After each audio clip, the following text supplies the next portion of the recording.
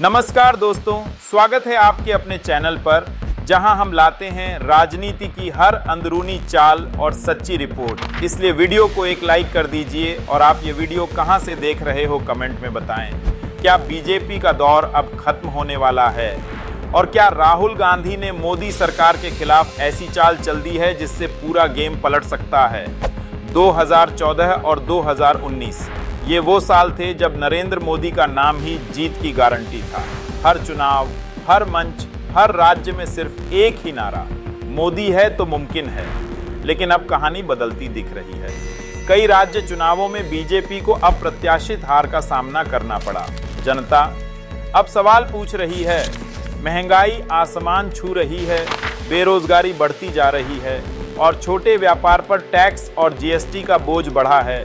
किसानों से लेकर युवाओं तक असंतोष धीरे धीरे बीजेपी के वोट बैंक में सेंध लगा रहा है। यही कारण है कि अब मोदी सरकार का आत्मविश्वास पहले जैसा नहीं दिखता। अब बात करते हैं पार्टी के अंदरूनी हालात की। एक समय था जब बीजेपी डिसिप्लिन और एकता की मिसाल मानी जाती थी, लेकिन अब अंदर से ही दरारें नजर आने लगी हैं। कई वरिष्ठ नेता जैसे कि नितिन गडकरी, वरुण गांधी और यशवंत सिन्हा जैसे चेहरे काफी समय से साइडलाइन कर दिए गए हैं। नई पीढ़ी के नेताओं को जगह देने की कोशिश में पुराने नेताओं की नाखुशी बढ़ती जा रही है और यही असंतुलन अब पार्टी की जड़ों को कमजोर कर रहा है। अब बढ़ते हैं राहुल गांधी की नई चाल की ओर। राहुल गांधी को कभी पप्पू कहकर ट्रोल किया जाता था, लेकिन अब वही राहुल एक पॉलिटिकल थिंकर के रूप में उभर रहे हैं। भारत जोड़ो यात्रा ने उनकी छवि को पूरी तरह बदल दिया।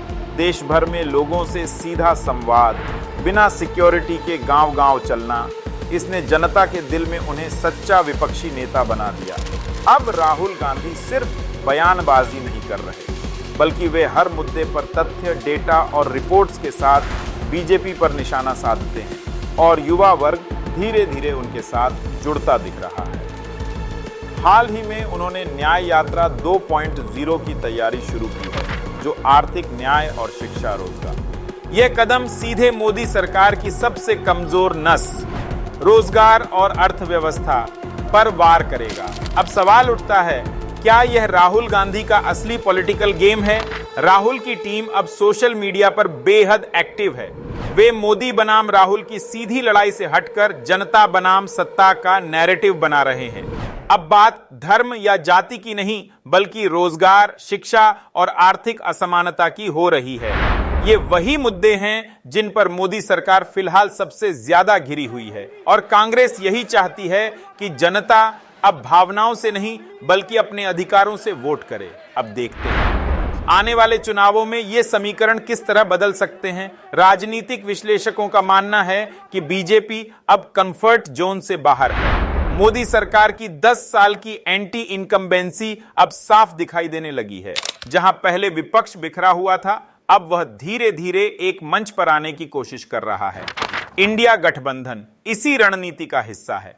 अगर यह गठबंधन 2026 के पहले खुद को संगठित कर लेता है, तो 2029 का आम चुनाव बीजेपी के लिए बेहद चुनौतीपूर्ण साबित हो सकता है। तो दोस्तों, आपका क्या मानना है?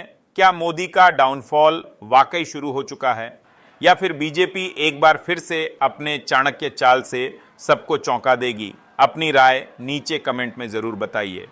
धन्यवाद। मिलते हैं अगले वीडियो में।